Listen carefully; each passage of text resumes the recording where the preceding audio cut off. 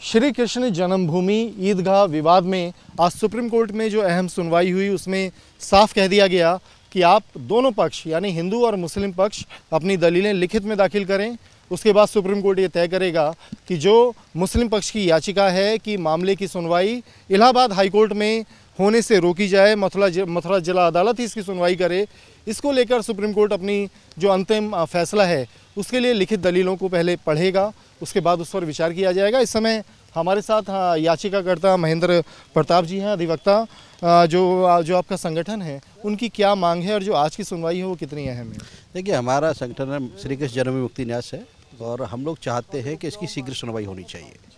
ये शाही ईदगाह पक्ष के लोगों ने SLP दाखिल की सुप्रीम कोर्ट में। उनका कहना है कि हाई कोर्ट की प्रोसीडिंग नहीं होनी चलनी चाहिए। आज प्रोसीडिंग रुकवाने के लिए भी उन्होंने रिक्वेस्ट की न्यायालय से। तो उनका एकमात्र उद्देश्य है कि किसी तरह से किसकी सुनवाई ना हो। जब मथुरा में केस चल रहा था तो हाई कोर्ट चले गए, हाई कोर्ट में जब केस आ गया तो सुप्रीम कोर्ट आ गए, क्योंकि they have not a single document. आज तक वो सिंगल डॉक्यूमेंट दाखिल नहीं कर पाए किसी भी कोर्ट में, न मथुरा कोर्ट में, न हाई कोर्ट में, सुप्रीम कोर्ट में। तो उनका एकमात्र उद्देश्य है कि ये केस की किसी तरह से कोई भी प्लान करके इस केस को सुनवाई से रोका जाए।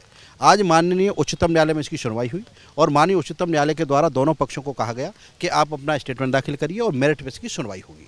और न्यायालय के द्वारा अग्रिम तारीख से 9 जनवरी निर्धारित कर दी गई है। 9 जनवरी को हम लोग अपना पक्ष रखेंगे और उससे पहले अपना रिटन स्टेटमेंट दाखिल करेंगे। लेकिन जिस तरह से शाहिद का पक्ष के लोग आज सुन्नी वक्फ बोर्ड के भी अधिवक्ता शामिल हुए, उनका जान करके एक रणनीति रही है कि वो कहते हैं कि हमारे पास पैसे नहीं है कि हम इलाहाबाद कैसे जाएंगे। कभी कहते हैं हम लखनऊ चलना चाहिए केस, कभी कहते हैं मथुरा चलना चाहिए, कभी कहते हैं दिल्ली हाई कोर्ट में चलना चाहिए। तो ये पॉसिबिलिटी नहीं है। कानून का जो दायरा है, कानून के हिसाब से काम होना चाहिए। अगर इस तरह से कोर्ट आर्डर पास करेंगे तो सिस्टम ही कोलैप्स कर जाएगा। तो जान करके वो इन चीज़ों को लिंगर ऑन करना चाहते हैं जिसकी सुनवाई ना हो। आज उस रणनीति के तहत ही उन्होंने ये टाइम बार्ड किया और टाइम लेने के उद्देश्य से ही 9 जनवरी इसमें तारीख लगवा ली। देखिए, एक लंबी लड़ाई है श्री कृष्ण जन्मभूमि के लिए। आप लोग एक कानूनी लड़ाई लड़ रहे हैं। मथुरा जिला अदालत में मामला था, दिल्ली हाई कोर्ट में गया कि ताकि जो मामले की सुनवाई वो शीघ्र हो जाए, सभी याचिकाएं एक जगह क्लब हो जाएं। अब आपको सुप्रीम कोर्ट आना पड़ा है, तो कहीं ये लगता है कि मामले को खींचने की कोशिश की जा रही है। जो हिंदू पक्ष भी है उसे भी एक अननेसेसरी इन चीज़ों में लंबी कानूनी लड़ाई में पड़ना पड़ रहा है। देखिए, ये लोग चाहते हैं कि जैसे अयोध्या के मामले में 70 साल ये लोग खींच के ले गए। इनको एक अनुभव है इस चीज़ का कि किस तरह से केसों को खींचा जाए।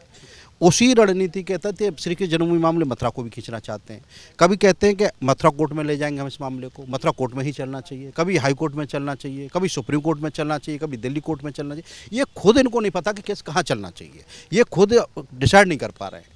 इनका एक ऐसी स्थिति बन गई है कि इनके पास कोई डॉक्यूमेंट नहीं है। जब डॉक्यूमेंट नहीं है तो कोर्ट में क्या प्रोसीड करेंगे? प्रोसीडिंग इस वजह से नहीं कर पा रहे हैं कि पहले भी इनके पास हमने कई बार इनको कहा कि जो भी है फैक्ट्स हैं लाइए आप फैक्ट्स लेकर के। मथुरा कोर्ट में कोई फैक्ट्स लेकर नहीं आए। तो आप मूल याचिका करते हैं, मुख्य आपकी दलीलें क्या हैं कृष्ण जन्मभूमि को लेकर? एक बार वो हमारे दर्शक एक बार फिर। हमारा ये मानना है कि 1968 का जो कंप्रोमाइज के लिए शाहिद का पक्ष कहता है वो 1968 का कंप्रोमाइज है, वो गलत लोगों के द्वारा किया गया था। एक ही प्रॉपर्टी को बी कंप्रोमाइज नहीं कर सकता।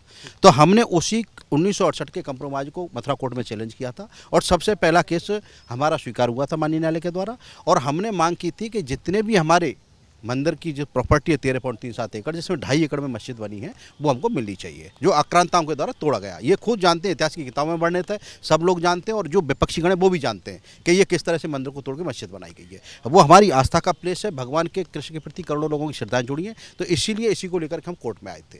सबसे महत्वपूर्ण बात मैं ये बता दूँ कि जितना भी जमीन का रिकॉर्ड है, चाहे खसरा हो खतौनी हो, वो सब हमारे पक्ष में, हिंदू पक्षकारों के पक्ष में, भगवान श्री कृष्ण के नाम से उनकी प्रॉपर्टी है। रजिस्ट्रियाँ हमारे पास हैं। इतिहासकार चाहे मुगल इतिहासकार हों, चाहे मुसलमान इतिहासकार हो, चाहे विदेशी इतिहासकार हो, चाहे क्रिश्चियन इतिहासकार हो, सबने इसका विधिवत रूप से उल्लेख किया कि ये प्रॉपर्टी हिंदुओं की है, भगवान कृष्ण का यहाँ मंदिर था। ये भी जानते हैं। हमने जितने भी एविडेंसेज हैं ये सब कोर्ट में दाखिल किए। तो हम चाहते हैं कि ये 13.37 एकड़ का एरिया जो टोटल एरिया है, ये हिंदू पक्षकारों की प्रॉपर्टी है, भगवान श्री कृष्ण की प्रॉपर्टी है, ये हमको मिलनी चाहिए। इसी को लेकर हम कोर्ट में गए थे 23 दिसंबर 2020 को और ये ट्रायल जब से चल रहा है।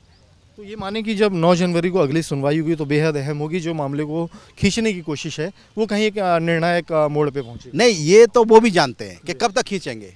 हम कहते हैं कि आप क्लीन हैंड होकर के न्यायालय में आइए, अपना पक्ष रखिए, लेकिन उनके पास कहने को कुछ है नहीं। लेकिन 9 जनवरी को ये डिसाइड हो जाएगा, क्लियर हो जाएगा और मैं मानता हूं कि इस केस की विधिवत सुनवाई इलाहाबाद हाईकोर्ट में ही होनी चाहिए, जिससे हम लोगों को न्याय मिले। और 16 नवंबर को इलाहाबाद हाईकोर्ट में इसकी सुनवाई होगी, वहाँ अपना पक्ष रखेंगे। शुक्रिया। Thank you. महेंद्र प्रताप जी हैं, आप देख सकते हैं कि महंत हैं, जो कृष्ण जन्मभूमि न्यास मुक्ति न्यास से जुड़े हुए सभी लोग हैं, दिल्ली तक अपनी बात रखने के लिए आ रहे हैं। और सबका यही कहना है कि जो मुस्लिम पक्ष है वो इस मामले में बजाय कानूनी लड़ाई लड़ने के इस मामले को कैसे खींचा जाए, इसकी कोशिश में लगा